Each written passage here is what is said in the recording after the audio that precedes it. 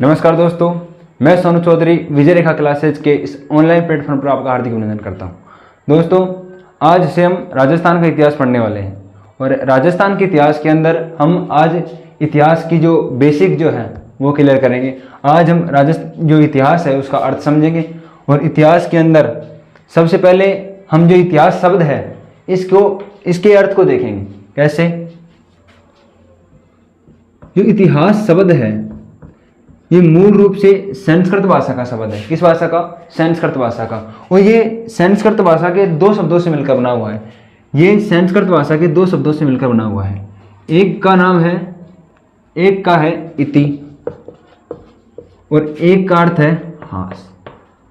मानिए कि ये जो शब्द है ये दो शब्दों से मिलकर बना है, एक तो इति और एक हास। इन दोनों को मिलाकर क्या बना है? इतिहास। अब इन दोनों का ये दोनों जो शब्द हैं ये संस्कृत भाषा के शब्द हैं और इनका अर्थ होता है, हिंदी के अंदर मैं देखूं तो इति का अर्थ होता है कि ऐसा और हास का अर्थ होता है हुआ। क्या अर्थ है इसका? हुआ।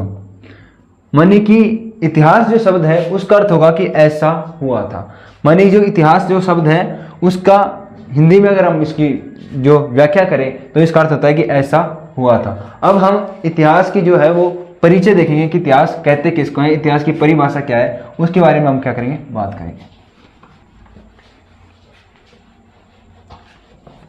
देखिए, इतिहास क्या है? वैसे तो बीता हुआ हर पल क्या है? इतिहास। मानव जीवन के अंदर होने वाली घटनाएं क्या है? इतिहास। लेकिन जो सभी घटनाएं क्या वो इतिहास है? नहीं। मानव जीवन के अंदर होने वाली ऐसी घटनाएं जो मानव जीवन को प्रत्यक्ष या अप्रत्यक्ष रूप से प्रभावित करती हैं क्या कहलाती है? इतिहास कहलाती है। ठीक है, अब हम बात करने वाले हैं कि इतिहास शुरू कब से हुआ, इतिहास का लिखना कब से शुरू हुआ। जब से मानव की उत्पत्ति इस पृथ्वी पर हुई है तब से ही इतिहास शुरू हो गया था। लेकिन सबसे पहले जो इतिहास का लेखन जो शुरू किया उस व्यक्ति का नाम है हेरोडोटस।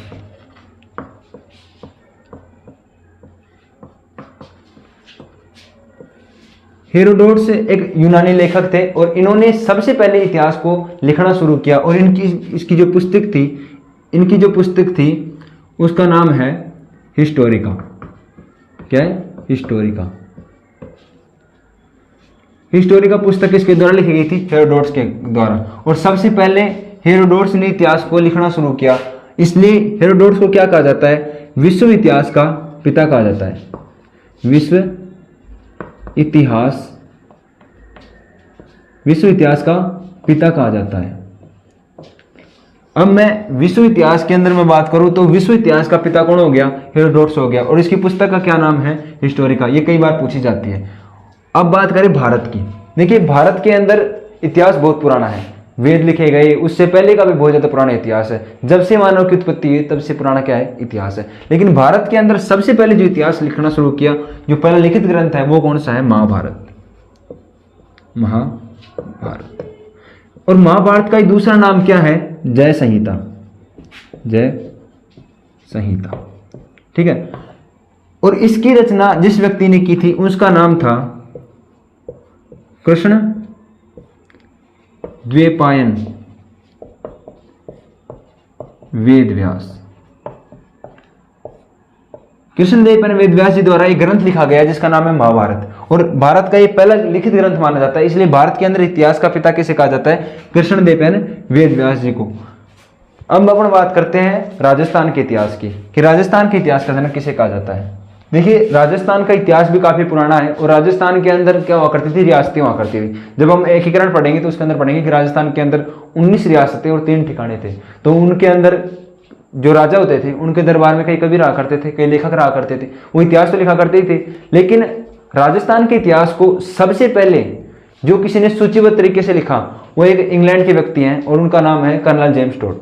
कर्नल जेम्स टोड का जन्म इंग्लैंड के अंदर हुआ था और ये राजस्थान के अंदर उदयपुर जो अपना संभाग है, जो उदयपुर जो तत्कालीन मेवाड़ जो था उसके भी पॉलिटिकल एजेंट थे। ये जो थे ये पॉलिटिकल एजेंट थे। कहाँ के? उदयपुर के। उदयपुर मानी वर्तमान का उदयपुर, तब का क्या? मेवाड़। ठीक है। और इनके द्वारा सबसे पहले राजस्थान का इतिहास सूचीबद्ध तरीके से लिखा गया। ठीक है। अब हम बात करते हैं राजस्थान का इतिहास।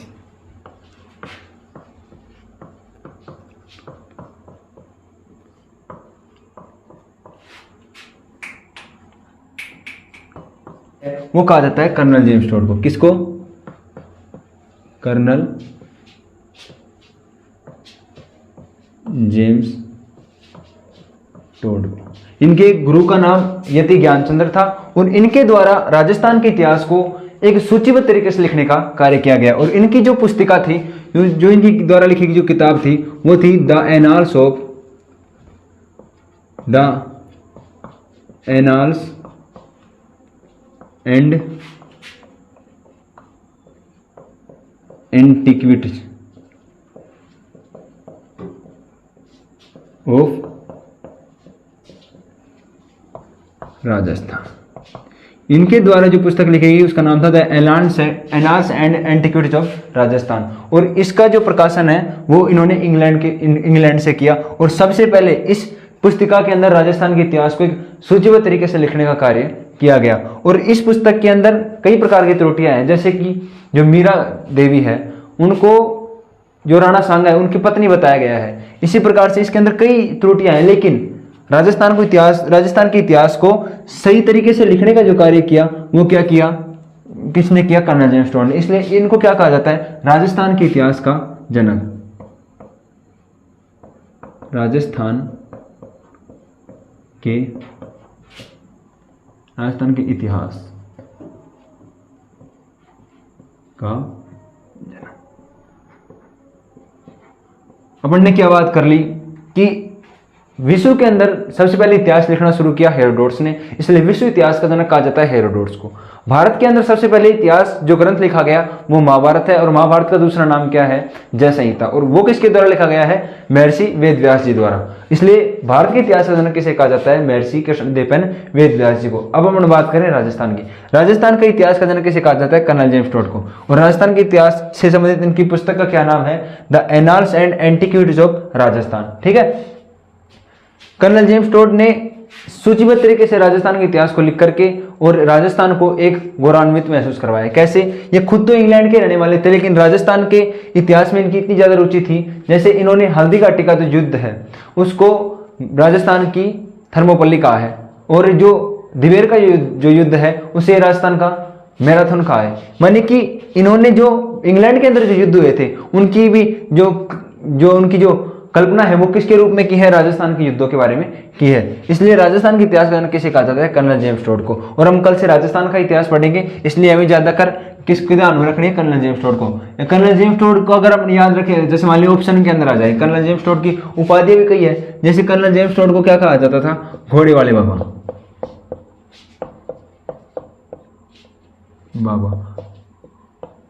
इनकी कई उपाधियां हैं। जब हम राजस्थान के मुख्य व्यक्तित्व पढ़ेंगे उनके अंदर भी कर्नल जेम्स टोड का नाम आएगा। ठीक है। अब जो इतिहास है उसको हम स्रोतों के आधार पर कुछ भागों के अंदर बांटते हैं। तो के आधार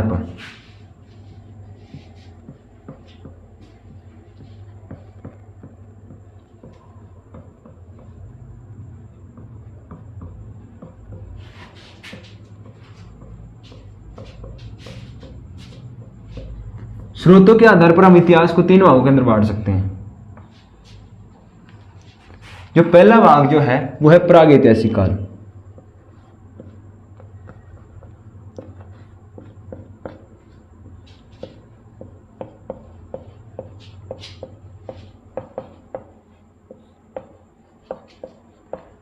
दूसरा है अर्धैतिहासिक काल।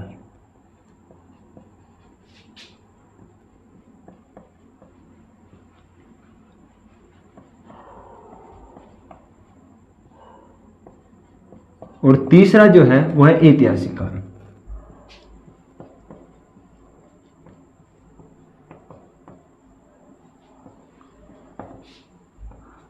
स्रोतों के आधार पर इतिहास को 3 भागों के अंदर बांटा गया है। पहला है प्रागैतिहासिक काल, दूसरा है अर्धैतिहासिक काल और तीसरा है ऐतिहासिक काल।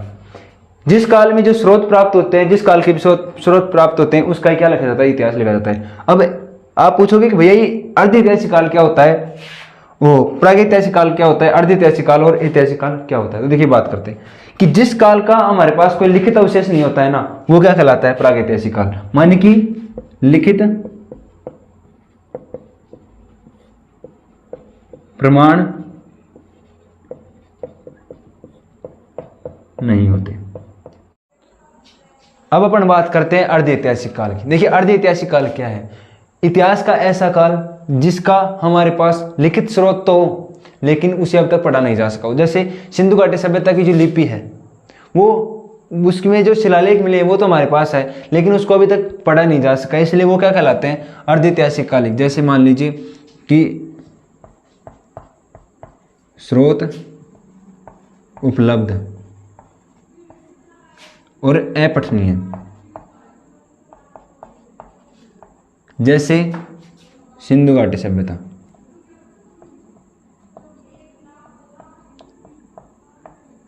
सैंधव अभिलेख लिख सकते हैं इसको।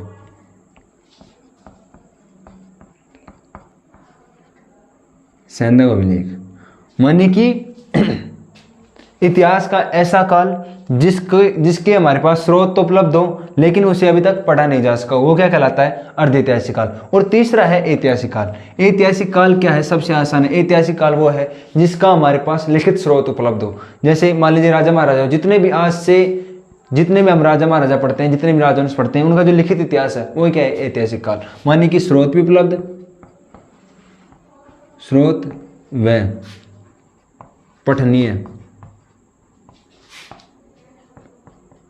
जानकारी उपलब्ध।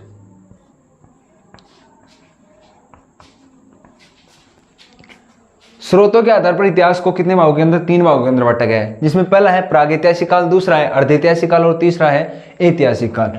प्रागैतिहासिक काल का अर्थ होता है कि जिस काल का हमारे पास कोई भी लिखित अवशेष नहीं हो, और उसे क्या कहते हैं, प्रागैतिहासिक काल। और इसमें इतिहास कैसे लिखा जाता है, जितने भी पत्थर प्राप्त होते हैं, जितने भी खुदाई के अंदर जो पुरातात्विक जो चीजें प्राप्त होती हैं, उनके अनुमान के आधार पर क्या किया जाता है, प्रागैतिहासिक काल का इतिहास लिखा जाता है। दूसरा होता है अर्धैतिहासिक काल।